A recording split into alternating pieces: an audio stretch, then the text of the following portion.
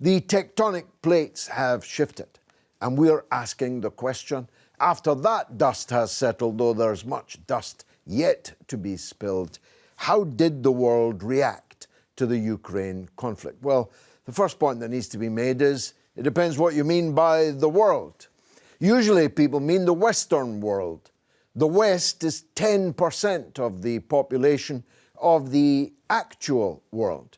And if, as I hypothesize, a new Eurasia begins to solidify out of this conflict, the West will actually be the periphery of the globe. But the West has big media and political power still in the world. So if you were to say how the world reacted, well, the Western world reacted with vehemence, perhaps premeditated vehemence, and in more or less lockstep unity.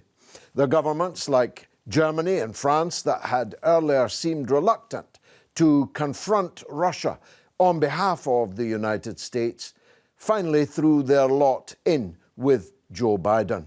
They went gung-ho for the war. And public opinion, it has to be considered, as a dissident myself, that overwhelmingly public opinion was on the side of their own governments, helped by the systematic elimination of contrary points of view and the supercharged, turbocharged promotion of state narratives. Our football clubs were taken over as celebrations of Ukraine. There were restaurants in London demanding proof of support for Ukraine before their patrons would be allowed in to dine there. I'm not making that up. On social media, which is a very significant difference from, say, the Iraq War in 2003, when someone like me felt particularly hunted and was regularly abused, sometimes attacked as a dissident. This is much, much worse, because now we have the amplifier of social media, which amplifies the official media's point of view. But the rest of the world, of course, was rather different. China remained steadfast in its strategic partnership with Russia, and China will, I think, in the end, be the major beneficiary of the great rupture, the great uncoupling that is now underway between the West and what will become that new Eurasian future.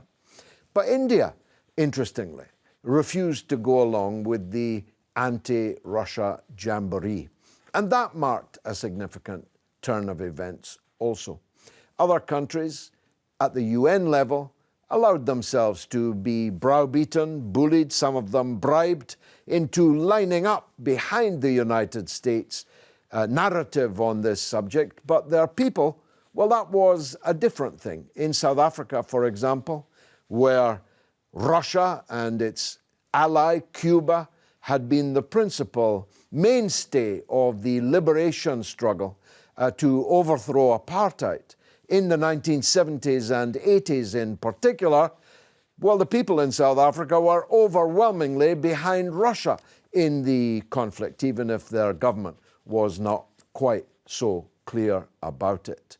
And elsewhere in Africa, China's call that we have never occupied an Arab country, and neither has Russia occupied another African country. We did not seize the people of Africa and take them away as slaves.